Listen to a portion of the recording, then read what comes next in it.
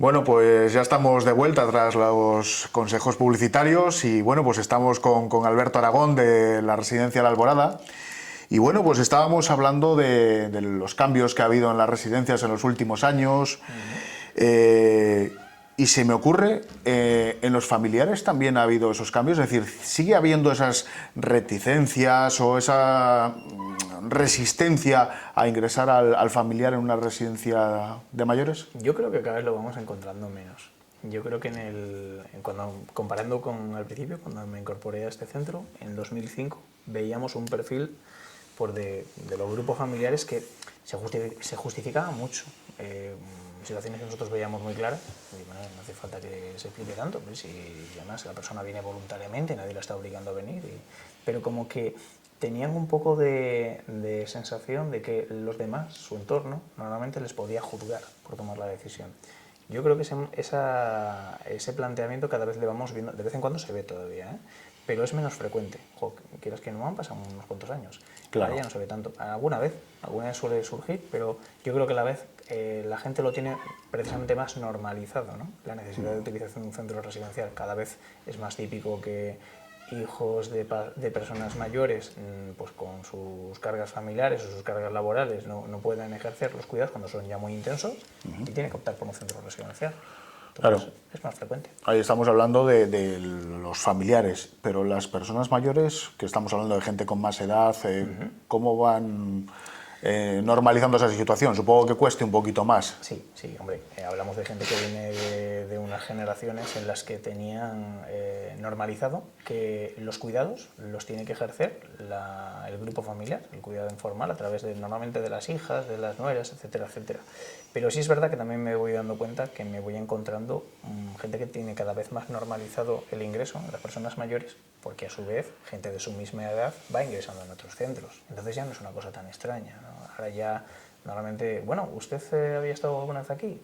No, pero bueno, tengo un amigo que ingresó en otra residencia y estuve un día visitándole y estaba muy bien, usted también. Digo, claro, hombre, sí, esa es la idea, que cubramos esas necesidades de cuidado que en casa no se puede llegar, ¿no? Pero aún así, llegaremos, yo creo, que dentro de unos años, cuando la generación de los que ahora son los hijos sean los propios residentes, en que posiblemente esté mucho más normalizado, ¿eh? Pero sí, estas personas que ingresan ahora con una media de 80 90 años asociaban a que lo habitual o lo normal era que a sus padres se cuidaran, porque la gente no iba a centros residenciales cuando ellos eran jóvenes y sus padres tenían 80 años. Claro. Lo normal era cuidarlos en el domicilio porque no había otra cosa. Entonces era el modelo del que han venido.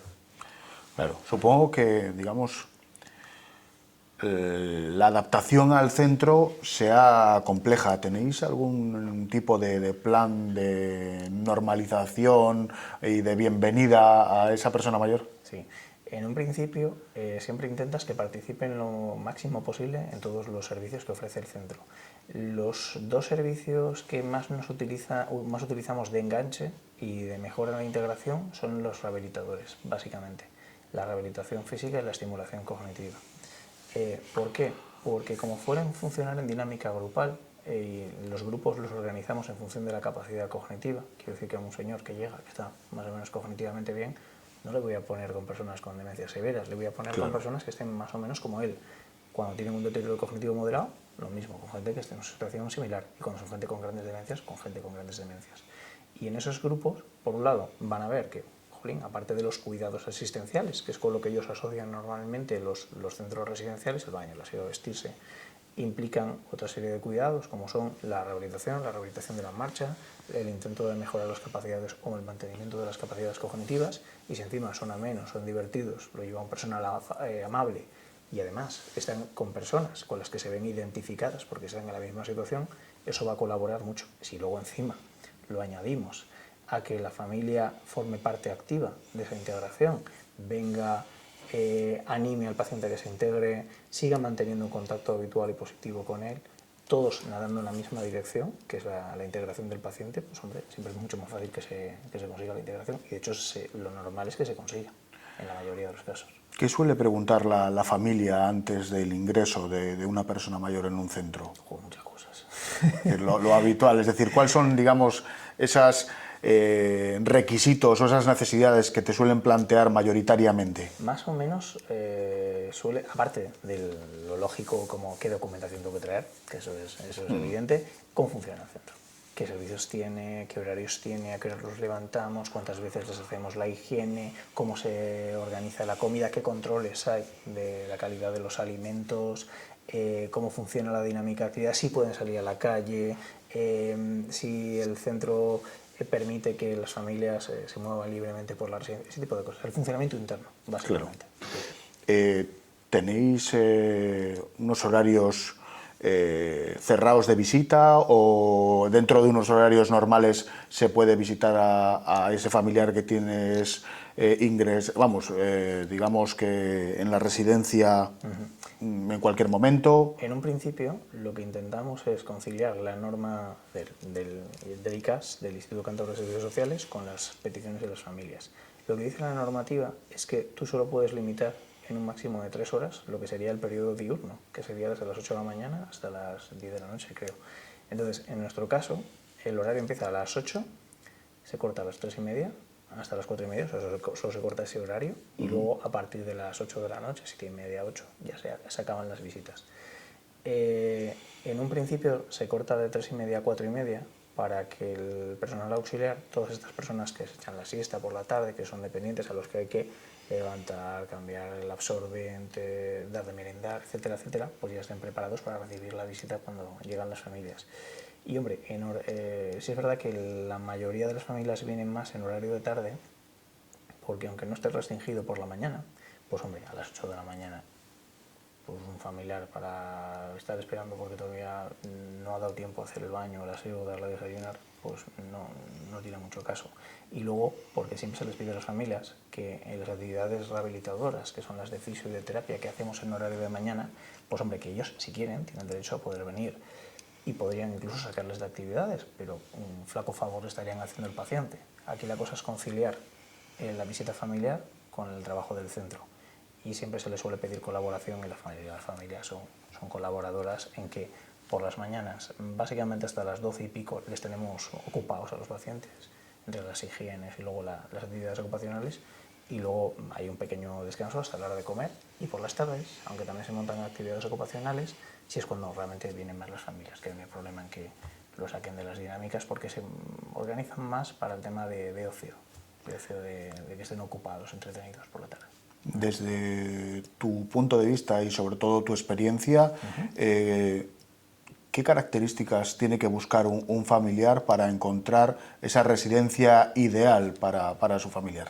¿Qué características tiene que tener la residencia, sí, o el centro? Yo creo que depende de varios aspectos. Mira, por ejemplo, si el paciente tiene una vida activa, no tiene grandes limitaciones, yo buscaría siempre un centro que esté cerca de su entorno, para no sacarlo mucho de la zona habitual, sobre todo una persona que sea capaz de salir a la calle. Tú imagínate un señor de Santander, que tiene más o menos una capacidad activa, pero bueno, optan por la opción del centro residencial. Si lo llevas a Puente Nansa, su entorno, al garete, parte de cero, puede adaptarse, va a depender de su carácter, pero siempre recomendaría que estuviera cerca de su entorno, si es posible, claro, que eso luego es otra historia. Claro.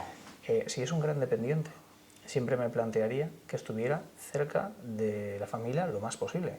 Si el paciente no va a poder salir solo, va a tener que salir siempre acompañado, y la familia es de Malagueño, pues siempre intentaríamos que fuera lo más cercano a la familia, o que fuera un centro en el que los enlaces de transporte fueran más o menos buenos para que pudiera la familia. Y luego, en función de esa tipología del centro que te comentaba, de grande, pequeño, mediano, va a depender un poco de los gustos del paciente y de las necesidades. Si yo, por ejemplo, tengo un paciente que tiene una cardiopatía complicada o es un diabético de mal control y voy a necesitar, por ejemplo, ponerte un suponer, personal específico sanitario, pues hombre, es más seguro para la calidad de vida del paciente y la esperanza de vida que le ponga una residencia que sea más bien grande, que tenga servicios sanitarios en condiciones, porque como le ponga una residencia muy pequeñita, igual se lo pasa muy bien, está muy a gusto, pero como tenga una urgencia de salud, igual no sale de ella. Claro.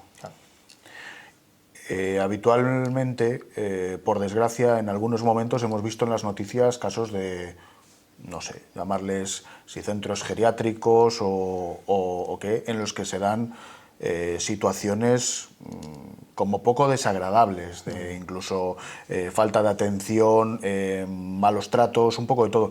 ¿Qué signos de alarma debieran de observar un familiar antes de ingresar al paciente? Antes de ingresarle. Sí, es decir, que tienen que observar para decir, quizás aquí, este centro no me ofrece las garantías que... Un poco la diferencia entre los centros que hacen las cosas bien, que están regidos por la normativa, y esos centros que supongo que al salir en los medios de comunicación y tal, tienen que tener ciertas deficiencias y puedes tener algún signo de alarma que te haga, pues, no sé, plantearte, ojo, ¿dónde le voy a meter a mi familiar? Vale. En el caso de Cantabria, porque esos casos de los que tú me hablas, me imagino que te refieres a algunos que salieron hace poco en un programa de Alberto Chicote hace unos meses, que eran en No, bueno, no solamente eso, sino Sí. también en algún telediario, casos Sí. que se dan, y bueno, pues sí es cierto que aquí en Cantabria, que yo sepa, no ha habido ninguno, pero bueno... A ver, ¿qué se tendría que ver? Yo creo que el aspecto, la sensación que nos dan los centros, pero claro, a ver, también es verdad que como lo veo, yo soy un técnico, entonces al final yo veo cosas que un familiar no va a ver o que no va a tener indicadores para poder ver, no va a haber señales de alarma que él no va a detectar. Pero hombres, imaginémonos que yo soy un profano de la materia y yo me voy a un centro residencial. Para empezar, si veo gente seria, gente que me está atendiendo con una actitud coherente, un centro, observo lo que veo. Cuando yo llego a un centro residencial a pedir información o a ver a algún paciente, si tengo alguna referencia del centro previa, siempre es mejor. Aunque bueno, también eso es un arma de doble filo, porque en la gran mayoría de los centros residenciales la mayoría de las personas están bien integradas y están contentas, pero siempre tienen su margen pequeñito de o familiares o pacientes que igual no están tan contentos. Yeah. Y igual no es que el centro funcione bien, igual es que los problemas vienen de otros lados, igual las expectativas que tienen son demasiado altas, igual son personas con un carácter muy exigente. Entonces, y quien nos da las indicaciones de ese centro, de cómo es, son estas personas que no están bien adaptadas, vamos a tener una mala idea de antemano.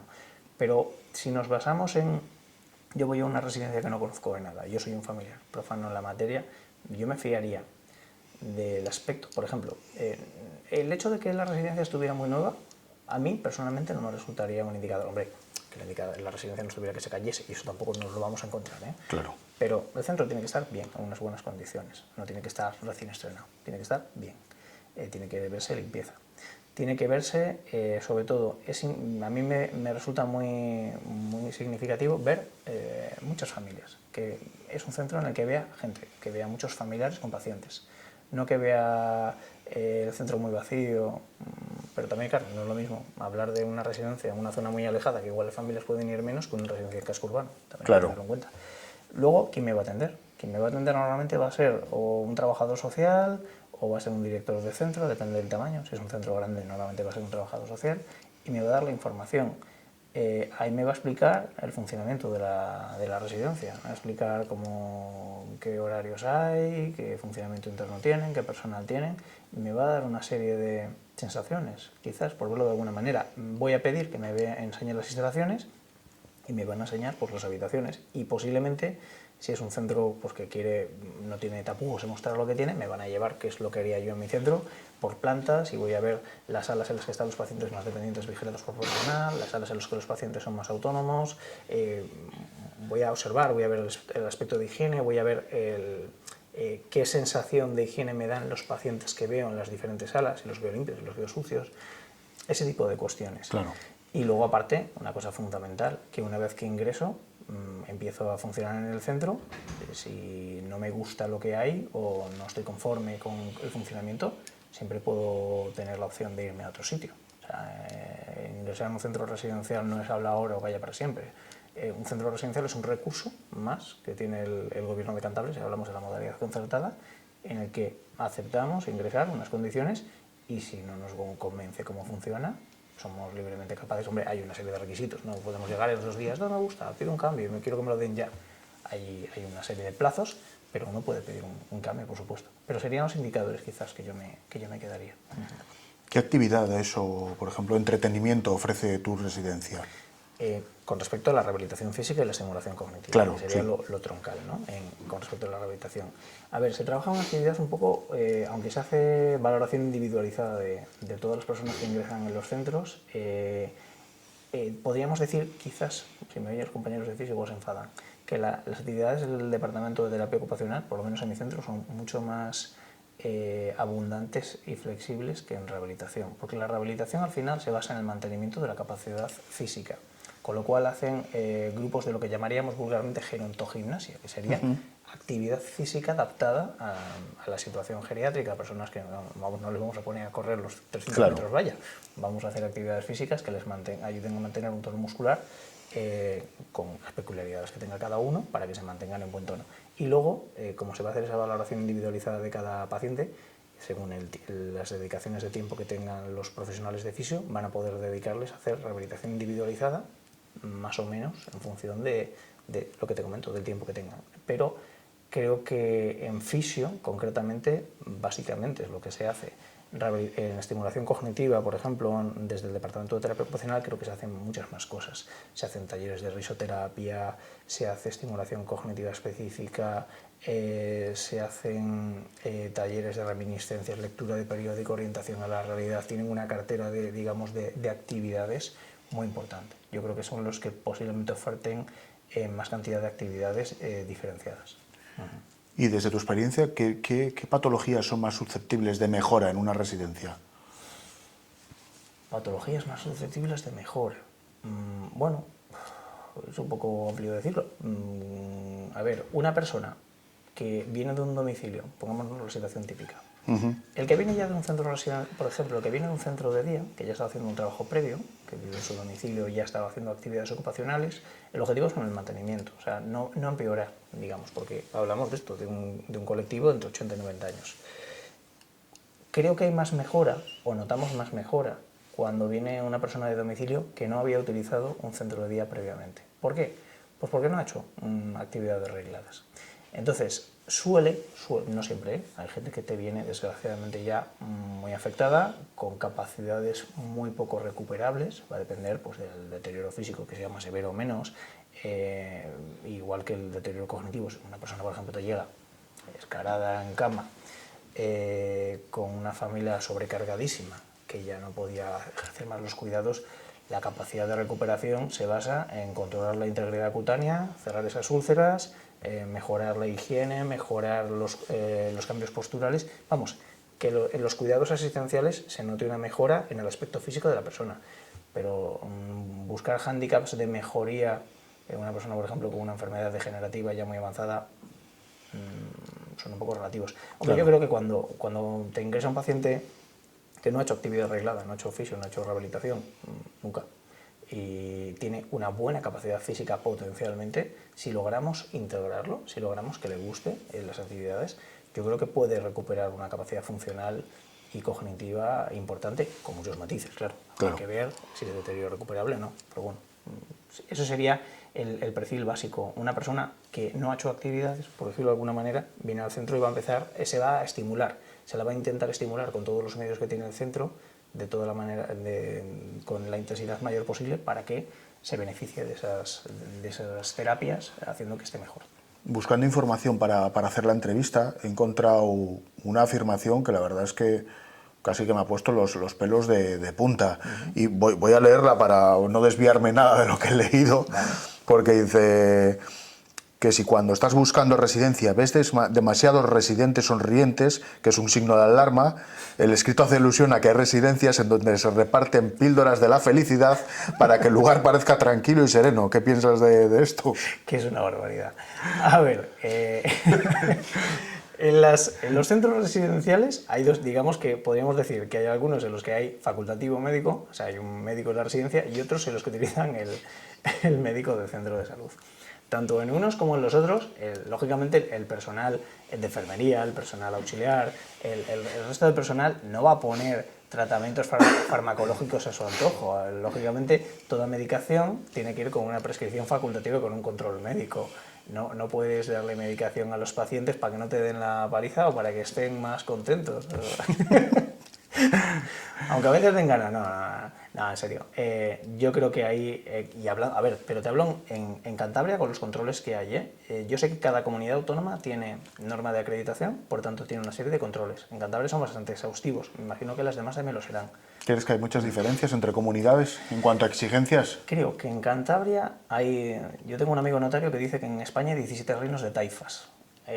Cada uno con su norma diferente y cada uno con una realidad muy distinta. El sistema autonómico en España está muy bien para unas cosas. Lo malo que tiene es que hay comunidades más ricas y comunidades más pobres. Y tú puedes encontrarte, siendo una nación dependiente en Navarra, te ha tocado el gordo. Vas a ingresar en una residencia con un ratio de personal fantástico, te van a atender estupendamente, van a tener el modelo centrado en la persona implantado hace no sé cuántos años y vas a estar divinamente. Pero si te toca una de las comunidades autónomas más pobres de España, como puede ser, por ejemplo, Murcia, o te pueda tocar en Extremadura, habrá centros residenciales en que, aunque su personal lo intenta hacer muy bien, no tienen tantos medios. El coste de plaza es mucho menor, el ratio de personal es mucho menor, y sus servicios de atención residencial, pues lógicamente se apañan con los escasos medios que tienen. Yo creo que sí hay grandes diferencias. Luego hay muchos términos intermedios. Cantabria no está mal. Para hacernos a la idea, ¿cuál es el ratio de Cantabria? Es decir, de paciente... Auxiliar. Sí, sí. Podríamos decir que estamos, yo te diría en torno a unos 9 usuarios estamos ahora mismo con el refuerzo. Te diría, es que estamos ahora pendientes de que no se ha hecho todavía, que el gobierno de Cantabria refuerce los ratios.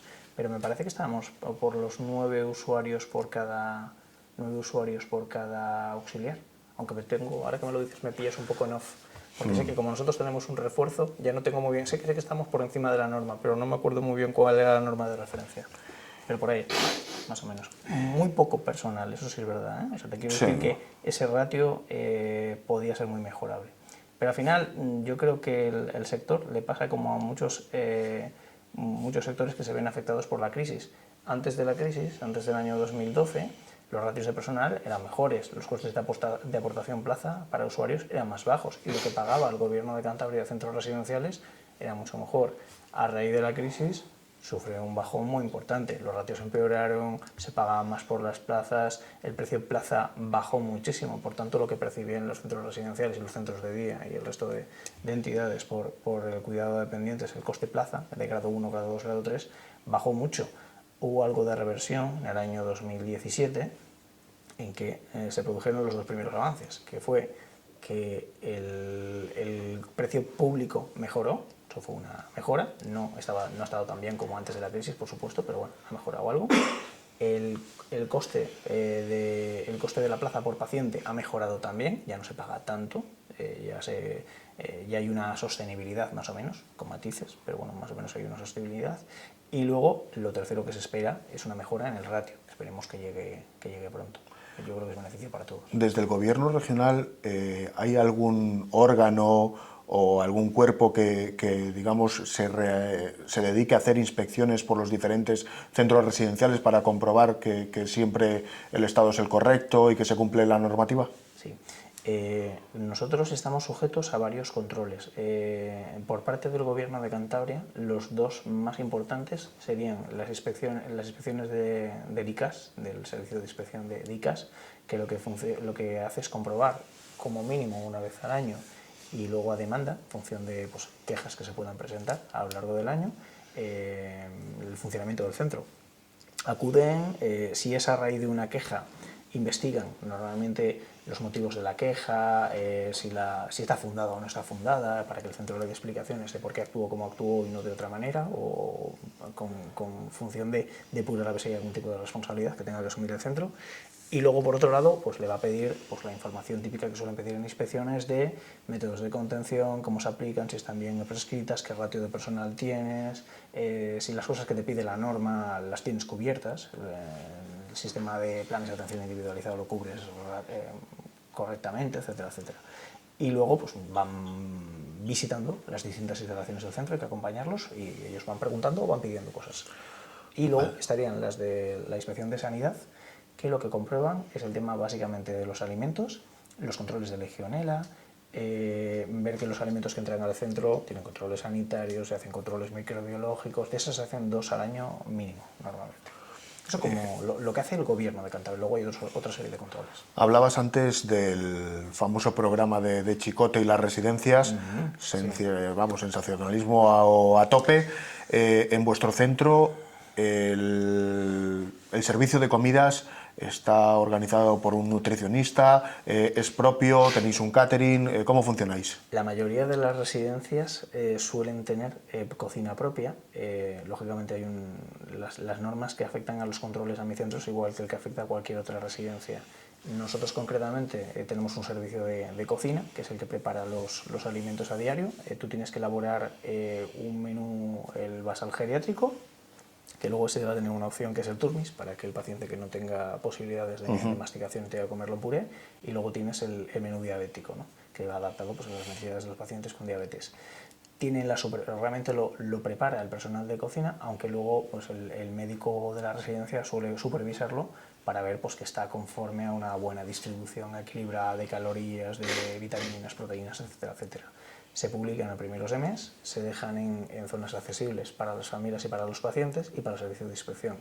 Y si pone que el martes 18 hay lentejas con chorizo y hay tal de segundo y tal de postre, tiene que haber eso, no se puede improvisar. La comida se tiene que preparar el día y la comida que no se haya consumido en ese día, preparada, se tiene que desechar. No se puede conservar para días posteriores. Eso está muy bien para desterrar prácticas que con normas antiguas y hace años se podían llegar a hacer, porque cuando conservas una comida preparada de un día para otro, entras, ya te digo, en prácticas que no son muy buenas. La comida tiene que ser fresca y tiene que ser del día.